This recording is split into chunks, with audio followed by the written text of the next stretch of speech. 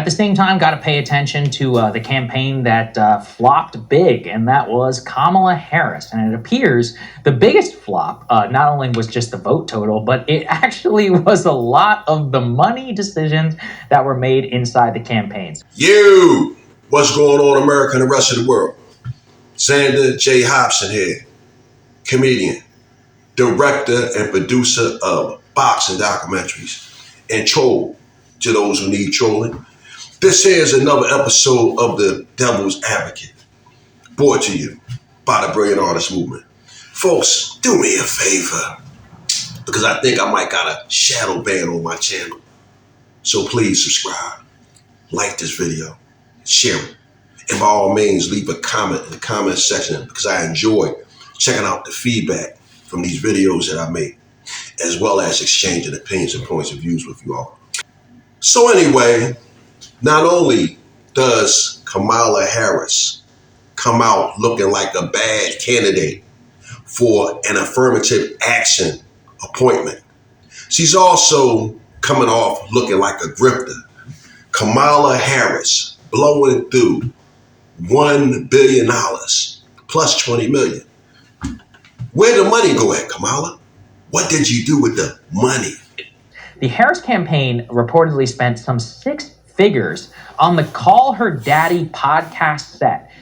But what's fascinating is that it appears that Kamala Harris paid Oprah Winfrey $1 million during the failed campaign. What's even crazier is it wasn't just Oprah. It includes people like Katy Perry, Lady Gaga, Ricky Martin. There was almost $10 million that were spent behind this, many of which actually did go into the pockets of these event management companies and the stars.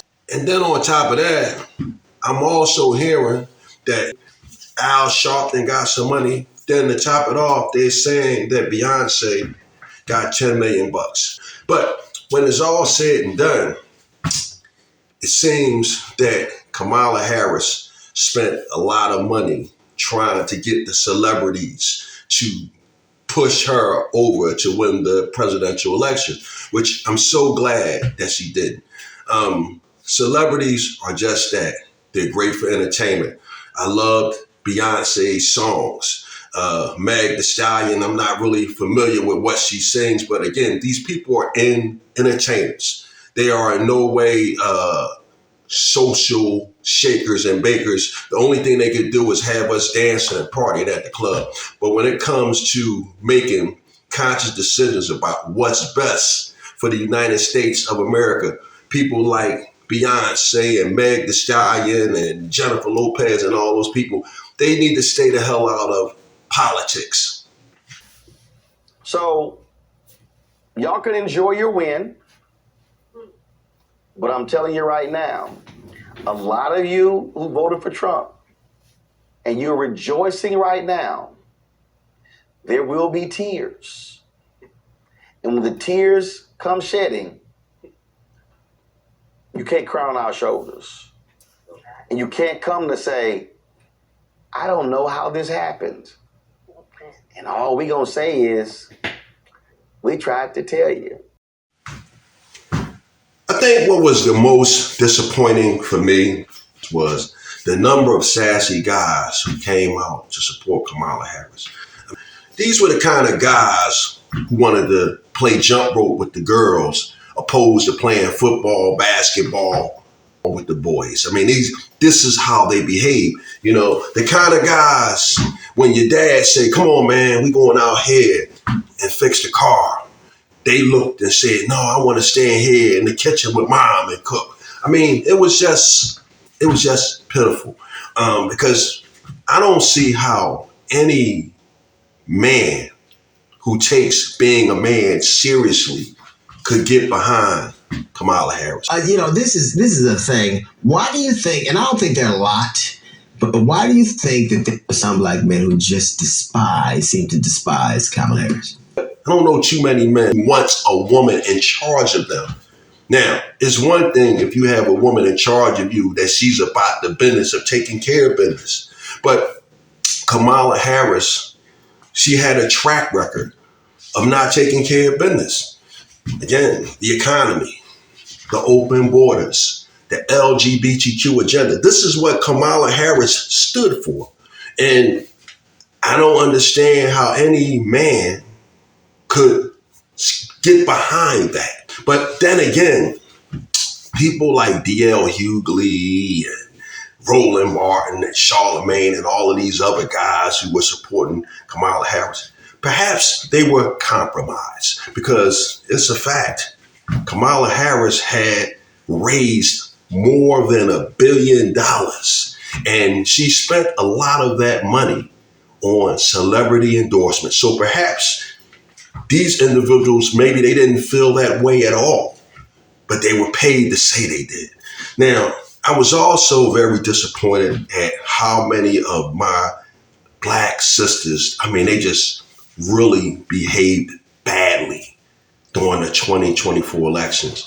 And I was disappointed how a lot of the sisters behaved. And believe it or not, it's like people stopped talking to family members.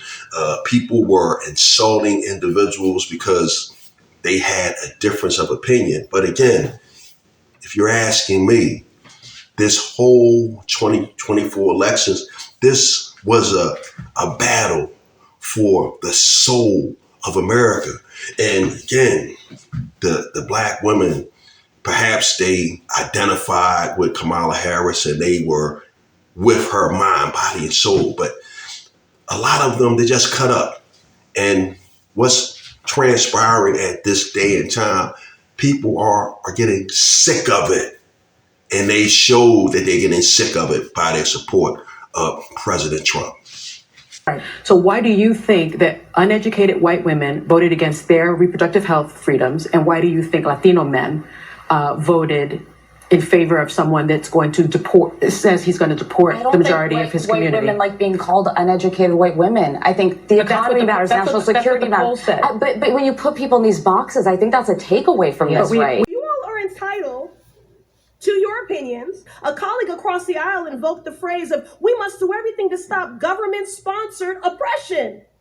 And I'd also just like to take a personal note of privilege to say, please keep Dr. Martin Luther King Jr.'s name out of your mouths. Your perversion of his words and his mission when his children have asked you to stop invoking his name and perverting his work when he was a proud and unapologetic Black man fighting for equality for Black Americans and all marginalized people. I appreciate my Democrat colleague for exemplifying exactly the kind of oppression of freedoms that we're referencing. How about we'll quote whoever we want to quote? How about that's my First Amendment right? That's exactly the kind of baked-in oppression. Like, how dare a white Republican quote Martin Luther King? We actually had a congressman say that just now in this committee. Well, thank you, good lady, for once again exemplifying the type of oppression that we stand against. You know I'm right. You know I'm right. Order. Mr. Higgins has the floor. And we will quote who we please to quote. A disgrace. And we will continue to speak freely because now I'm a veteran. That's the country that I serve. That's the Constitution I swore an allegiance to. And that oath has no expiration date. I will fight for it with my last life's blood. For my right to speak freely and yours, good lady. You will never hear me saying, how dare you quote anybody you please to quote. And that exemplifies, America, precisely the type of institutional oppression that my colleague, Mr. Cloud's bill, for which I'm an original co-sponsor, hopes to push back against. What a great choice of words by Congressman Higgins. I think he's a congressman. I'm not sure what he is, but I definitely like how he handled himself against that young lady. The Democrats have been institutionally oppressing the American people for the last two Democratic presidential administrations. And I'm not surprised because guess what? We saw it all the time. We saw it with the feminist agenda that's being pushed. We saw it with the LGBTQ agenda that was being pushed. And we saw it with every other type of weirdo agenda that the Democrats were pushing. I wonder what agenda the people bringing the dogs into the restaurant, I wonder what agenda that belongs to, because we need to do something about that as well. But again, the cool kids have regained the presidency. So it looks like for at least the next 4 years, we can unfuck ourselves from this whoop-de-doo that the Biden administration put us in. And, we can get back to normal. Again, I can't stress enough. This presidential election was for the heart and soul of America. And it seems like for at least 4 years, we got the heart and soul of America back. So with that said, folks, I'm done with it.